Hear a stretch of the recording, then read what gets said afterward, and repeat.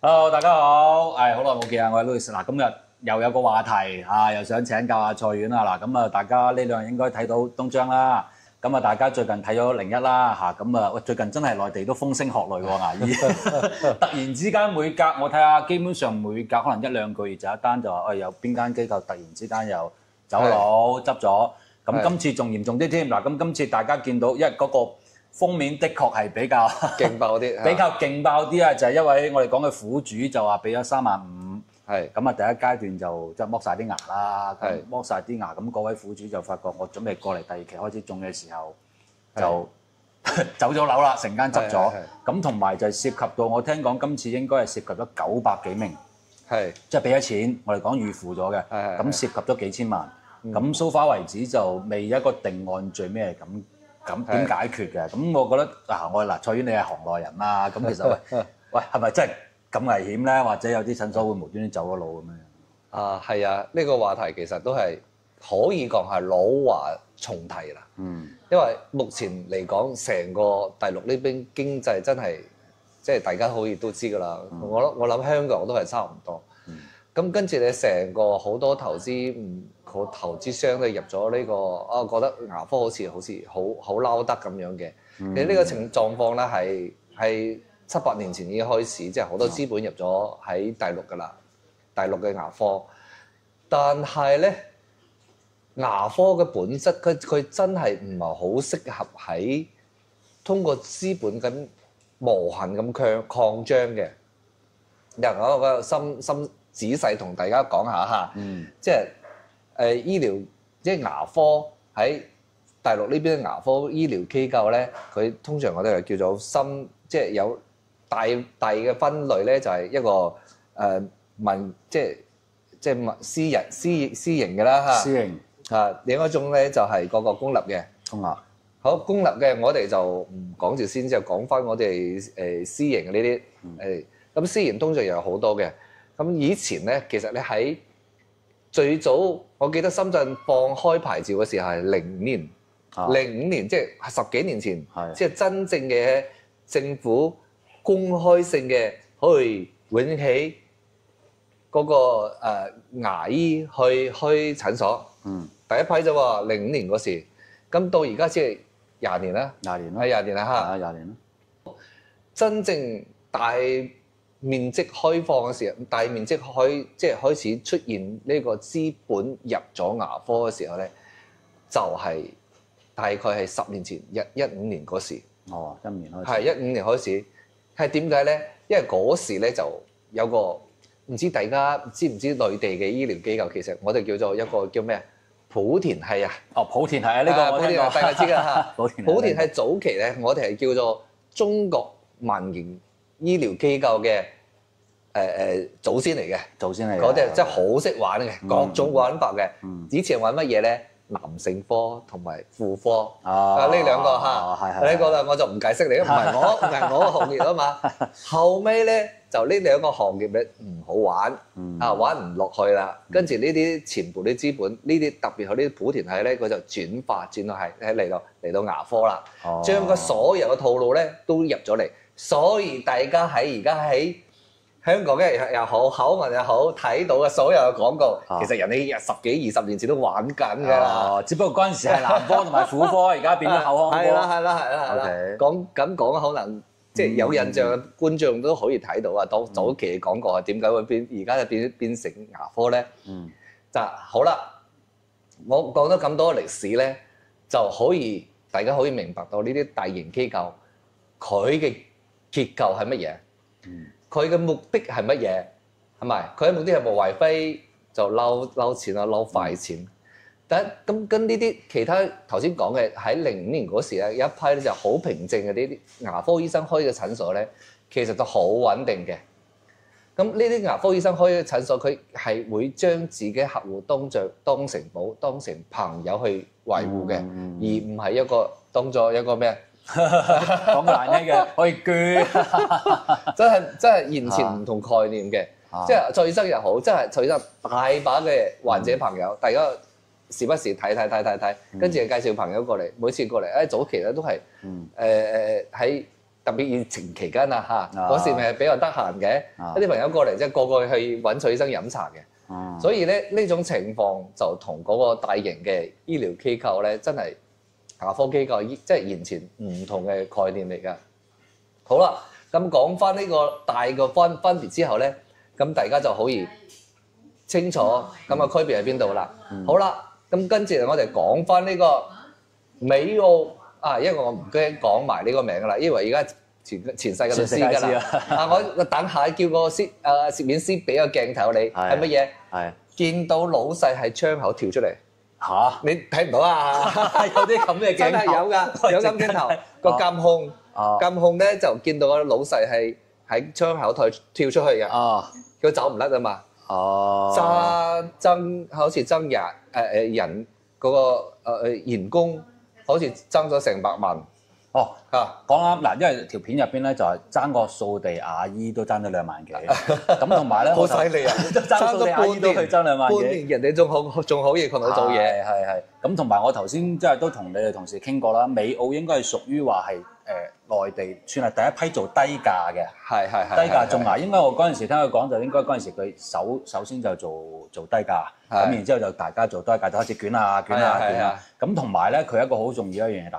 其實呢件事咧令我回憶翻好多次內地嘅健身房之前又係玩呢啲嘢嘅，係收你我哋講嘅增值，即係要你增值一衝3萬5萬抵10萬，係啊抵幾多？咁衝完之後就你慢慢消費或者準備消費，咁但係衝完之後咧嗱，大家睇翻近期嘅新聞好多都係增值呢啲賴咗嘢，係嚇咁會唔會即係我哋選牙醫方面會要留意翻呢啲，即係我哋講你頭先個莆田系或者呢啲我哋講嘅手段套路咧咁樣。係啊，因為你佢將所有嘅營銷都加埋我哋醫療機構，其實好唔啱嘅。咁啊變成咧，你覺得好有着數咯，又好平咯，好抵咯。充1萬送1萬咯，充2000咧等1萬咯。各種嘅營銷都可以有，係平咗，真係平咗嘅。頭先都係啱啱同 Louis 講傾吹水嘅時候都講翻㗎。講翻美澳咧，我有個客人係咁㗎，真係就上個星期天中咗4個釘，中咗4個釘，7隻牙齒冇晒，係啊，又等咗，佢話舊年底嘅時候就中翻，係好平㗎，具體價錢我就唔知㗎啦。咁OK 啦，有釘冇牙，咁咪好似嗰位苦主咁咯，一樣嘅。嗰苦主成口冇，我呢個客戶咧係半口冇，即係一笑出嚟啲半邊係冇晒㗎啦。咁同樣嘅情況，你哋如何咧？真係又如何啫？你就揾翻個老細嗰度冇錢俾你。佢錢，因為佢其實呢啲地方佢有生意，佢攞啲錢去做乜嘢咧？投廣告。你諗下，個地鐵咧，公交深圳一個公交嘅嗰個廣告，一部車係一個月係4000或者5000蚊。咁一條線咧，你又起碼有10條，唔係10條到20條線啊，10條到12條，到20條嗰個公交車，一條線咧冇10萬都要8萬啦。係咯。一鋪就鋪幾條線咧？咁香港地鐵更加唔使講，各位心中有數啦。個錢跑去邊度啫？所以咧呢啲佢唔係將呢啲利潤咧放低喺醫生俾心機去同患者做嘢。咁嘅醫生咪自有費咯，求其咯，係咪？即係我曾經有個即係我應聘嘅醫生喺度同我講，佢話佢話喺某大型連鎖係做得太攰啊！我話係咩？我話醫生唔怕啦，後生做唔緊要。佢唔係啊，佢話一個月要做幾多隻啊？跟住同我講話，佢撩咗牙冠倒隻牙根管啊，做一個倒牙根後邊戴牙咧。佢話我10幾分鐘搞掂晒啊！哇！我話啲邊有咁快啊？10幾分鐘搞掂。佢就講話嗰陣時啊，即係最早期咧，就40-50年代嗰時，即係大陸未有咁條件，最簡單嗰個治療方法，人哋就咁簡單將同你車下放啲藥落去就係咁噶啦。我哋最叻個牙醫咧，同你倒牙根起碼都個零2個鐘啦，因為我啲倒牙根真係要將牙根底下嘅好細緻嘅嘢做出嚟嘅。好啦，咁啊就關鍵問題出咗嚟啦。咁你要呢啲係。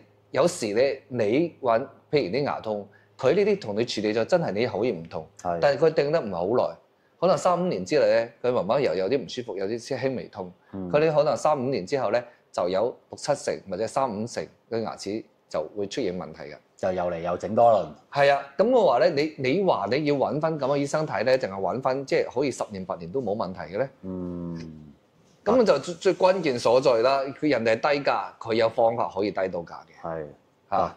因為其實個邏輯係點咧？其實我相信其實雖然話我哋喺醫療行業啦，咁其實商業邏輯一樣嘅，就譬如我將啲錢全部抌晒做廣告，咁就出現一個咩咧？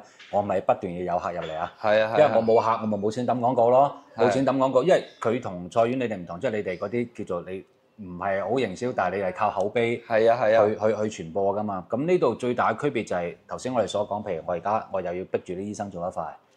客多啊嘛，咁我做得唔好 touch wood，你可能就你個受苦嘅，我做得唔好，咁我唯有我快啲做，我要更多錢。咁但係呢度出現咩問題？有啲似龐氏嘅，就睇下你係咪最尾嗰一手增值啦。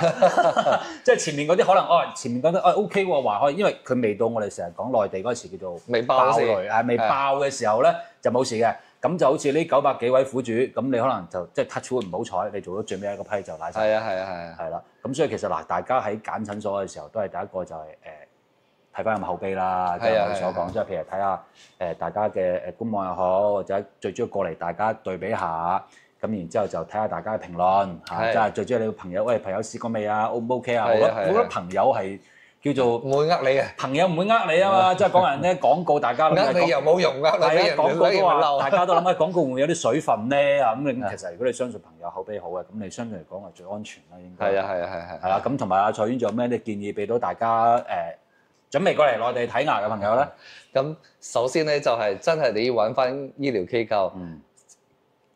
第一建議揾翻有牙醫開嘅診所。牙醫開嘅診所，佢絕對唔會話開到幾百個員工嘅，幾千平方嘅。牙醫冇咁嘅本事㗎，真係牙醫冇咁本事㗎。明白。咁啊，呢個最關鍵㗎啦，呢個真係各位。你自己可以思考一下，係咪真係咁㗎？因為牙醫佢冇辦法咁樣冇咁嘅精力，同埋冇咁嘅能力去管，同埋嗰個思維係變唔到呢個做營銷嘅呢種思維嘅。第二個咧就係睇歷史㗎啦。咪睇呢間醫療機構係咪真係做咗十幾年啦？好似你做咗咁啊35年啦，有冇傳承啊？嗱呢個嗱。少講句啊！菜院呢邊就我哋講嘅4代行醫啦，咁都服務咗深港35年，即係第一個有口碑先，最需要口碑係啦。所以呢兩個咧，其實我覺得呢兩件嘢咧，你各位朋友你喺香港睇牙嘅時候咧，你都知道㗎啦。香港絕對唔會好似內地咁樣或者有咁大型嘅幾十張牙椅、幾百個員工嘅牙科診所。大家都係一樣嘅，就幾個牙醫，可能一個唔係好大，譬如100-200啊、200-300嘅平方嘅機構，跟住有咧7-8台牙醫啊，大概都係咁樣情況㗎。好啦，講咗你呢兩份就之後咧，咁跟住你就睇牙醫啊。睇牙醫嘅話咧，你就睇呢個牙醫係咪好穩定。就算你咪揾呢個老細睇牙嘅時候咧，可能一個機構咧佢都有2-3個牙醫喺度。咁假設呢個牙醫都喺呢度做咗好多年，一路跟住呢個診所做嘅時候，你都放心，相對嚟講我都會穩定啲。就醫生嘅穩定性。係啊，就兩個就醫療機構嘅穩定同埋醫生嘅穩定咯。呢兩個就好關鍵。至於話醫生技術，其實你真係有時你睇唔出太多嘅。冇都睇得出，睇你 YouTube 咪睇得出有冇技術啦。嗱，蔡院咧就有個 YouTube，咁佢喺 YouTube 而家都有5萬幾粉絲啊。咁我見到阿蔡院都得閒會分享翻我哋嗰啲，譬如你對一啲醫療嘅案例啦，或者啲睇法啦。咁歡迎大家即係 keep 翻佢之前嘅片睇翻嘅。好啦，咁我哋今期嘅節目就喺呢度。如果想大家了解更多嘅牙科相關嘅知識或者案例啊，或者想了解下蔡院了解博瑤記得 click 入我哋條片去翻我哋嘅 YouTube 嗰度睇，好嘛？咁我哋今期節目就到呢度。我哋下期見，拜拜。